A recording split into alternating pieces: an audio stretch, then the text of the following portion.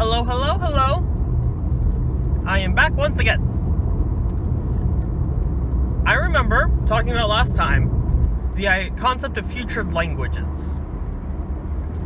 And I will not try to retouch on that. And talking to a different friend of mine, we discussed how these podcasts were going, and I think I'm going to just try to stay much more on topic. No guarantees though, because I really like to go on tangents, and I just try to explain myself, and then that in itself becomes a tangent, and really goes all over the place. So now I'm caught between going back to what I was talking about last time, talking about what I was originally starting this podcast with, which was environmentalism, or going somewhere completely different, like politics.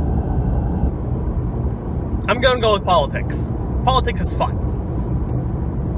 I will try to be fair, and I will not try to be biased, but I absolutely am, and you don't have to take my thoughts into consideration. With that said, there's this one Democrat. I'm sure I don't remember her name precisely, but she is the one that's caught up in that whole scandal about claiming to have been Native American, and then she really, kind of wasn't. She technically is, but it's at a negligible level to the point where she isn't a tribal citizen, so she doesn't really have the right to call herself Native American. I don't know, it's like calling yourself German just because you're white. And that doesn't really work out right. With that in mind, we can go over to what's going on over in Virginia right now with two of the upper-ranking Democrats, the governor and the attorney general. Is it the attorney general? No, it's the state attorney. I don't know. That guy. They both have issues with blackface. Impersonating a black person when you're not. And I don't really understand why other people aren't calling for that supposedly Native American person to not resign, because what she did is basically blackface, but for Native Americans. It would be like a white person when they applied to college, saying that they were had a black ethnicity when they really don't, and if you just took any picture of them, you would know that. And I don't really understand how the concept is any different. I don't know. That's just my issue with that. And once again, to be fair, I will also complain about the Republicans. They really badmouth Democrats as being socialists and extremists, liberal extremists. Really pushing for liberal concepts, both economic and societal. With that in mind, I don't understand how they don't, look in a mirror and realize that Trump is the incarnation of the extremist conservative, both economically and socially. It's just the stupid hypocrisy of politics, right? Democrats not realizing that you can do blackface, or at least that concept, with any race, or Republicans being okay with bad-mouthing their opponents, even though that they do the same thing. That is, they are absolutely extremists and they elect the extremists. I don't know. It's a really weird concept where they just kind of forget about that. I don't know. I'm gonna move on. Enough about politics. For now, I'll go on to environmentalism, because why not? Last time I talked about condensing trash by burning it, at least with the compostables.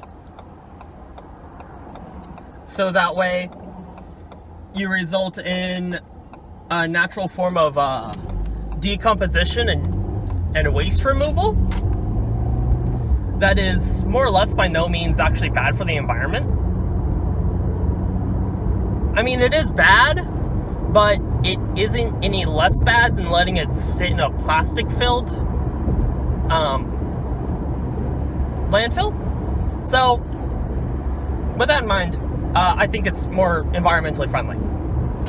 Continuing with environmentalism. Excuse me for a second, I'm going to take a drink.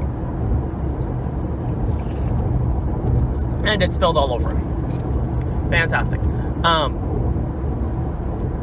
So, I'm not sure if you're aware, but there are 5 or 6 like trash islands that are floating around in the oceans.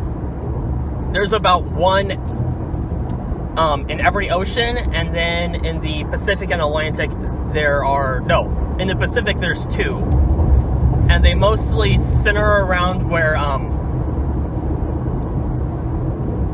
the ocean currents, their vortex is, because the oceanic currents kind of move in a particular pattern that ends up creating like a dead zone, kind of like in a drain, and in the middle of the drain is the dead zone, if you want to quantify it that way. And so what I'm going to present is my solution to the trash guys issue, because no fucking country is going to be willing to take the trash. There's a lot of it. There's no real good place to put it.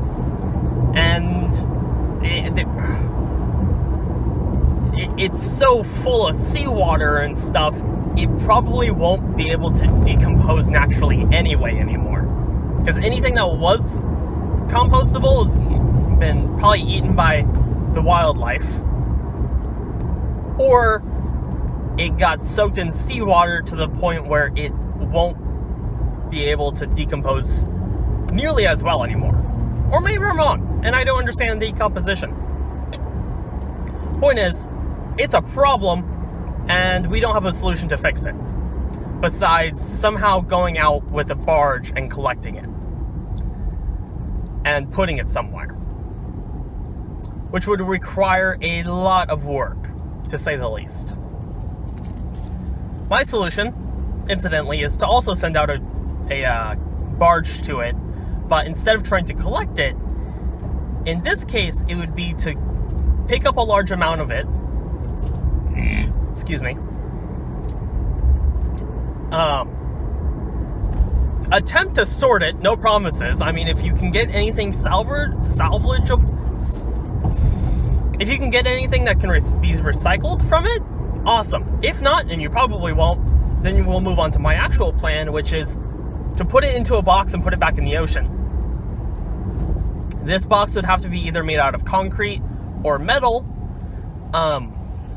and probably welded shut to the point where water can't really get in, or at the very least, it can't escape. So that way, all the little microplastics, that is like how plastic naturally degrades, little flakes of it come off, and the little plastics, those are microplastics, and they may show up, sorry, I got a text on my phone, so that's why I was looking at it more closely, and they can get into fish, and it's really bad for them because it can fill up their gills. It's kind of like us as people breathing in asbestos. That's the best way to think about it. But going back, the reason why you'd seal them shut is to stop the microplastics, and the reason why you'd put it back in the ocean is because it's already like a functional piece of the ecosystem. Fish and birds tend to center around any form of landmass that they can get close to when in the ocean. And the fact that there's an island more or less out of nowhere that floats means that there's a large active area underneath it for the fish to swim about and hide in, for coral to attach to underneath, and the birds can land on the top. So with all of that in mind, the animals are going to use it, and they're probably going to continue using it. The problem is the fact that the birds and the fish can eat the plastics, and the water's naturally leaching out microplastics and dyes, which are harmful to them. But it's probably to the point where they won't be able to notice it until they reach later adulthood. My solution here is to basically take all of large clumps of trash, compact it, or maybe not compact it, but put it into a box that is watertight, and then put it back in the ocean to float. Because if it's airtight, it will remain as a floating device, and you'll be able to the birds and other animals will still be able to attach to it pretty easily. And so that way, one, you're fixing the problem of microplastics. Two, you're creating habitable life, a place where the wildlife can live next to or on. But the only issue here is that it doesn't actually solve the problem itself. It's like putting a band-aid on a broken bone. True. However, this is a really good band-aid, and we don't have a way to fix the broken bone. So that's why I believe my solution works really effectively. Otherwise, you'd have to find some billionaire or the government willing to just buy up a couple hundred acres. Yes, hundreds of acres. It would be no small amount. To actually put all of this trash, and it would most likely become inhabitable, just like any other landfill. It's really hard to live next to or on top of a landfill, especially after you've killed all of the soil with all the salt in the trash now. So that's why. The only other real option would be to collect it all and send it to space, but that's even stupider since we struggle enough just putting satellites into space. How the hell are we going to put something useless like trash up there?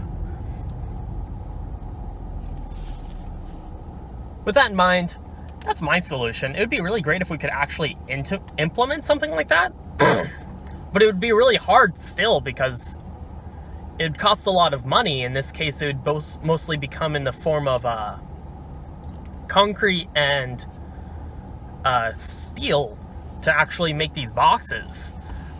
You could probably put it into something else, but I wouldn't know what that is. You can't use treated wood because the chemicals could be leached out over time, and salt really messes with anything really badly.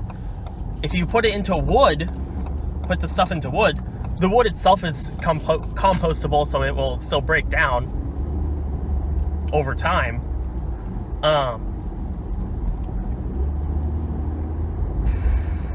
And you can't put it in large plastic bags because that's even more of a band-aid. Hell, that's just a piece of tape with some little piece of paper on it. It's even worse.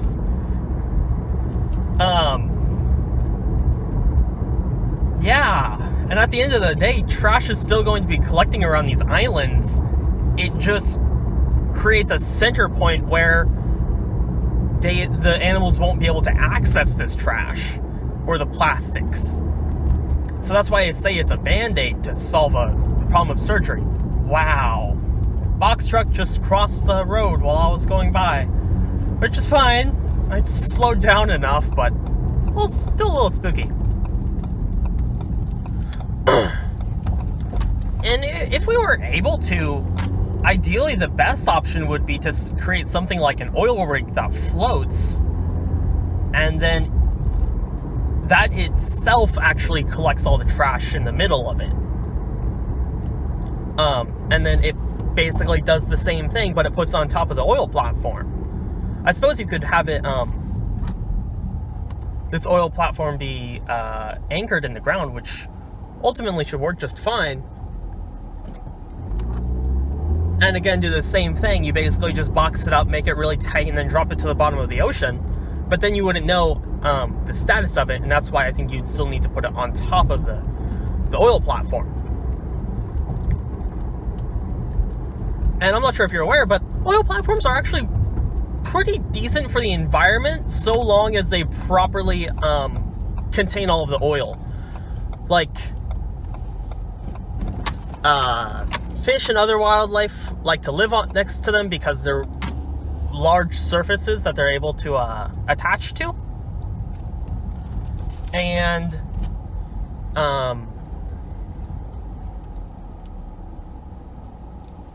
sorry, I'm parking.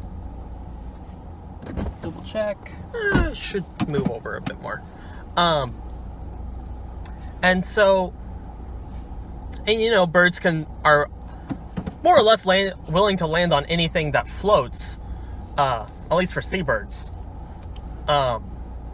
Because you can't just rest in water because you'll sink. Actually, seabirds might be an exception to that. I don't really know. But I mean, ducks don't like to sleep on water if they can avoid it. So with that all in mind, I think it would be... I take it back. Instead of just containing all the trash and having it float back in the ocean, I'd say actually to put it on a large platform and just create a small mountain. Because at the end of the day, you're still solving the primary issue of getting the trash out of the ocean. You're putting it somewhere by just creating artificial land. You're more or less solving the leaching problem by getting it out of the water. And if you actually contained it well enough, then you'd solve the issue of then you wouldn't even have to put it in a box. You could just put it in a shed and compact it and burn it if you could. Yeah. I take it back. We should do that. With that, I have to get going, so I'll talk to you sometime later. Alright.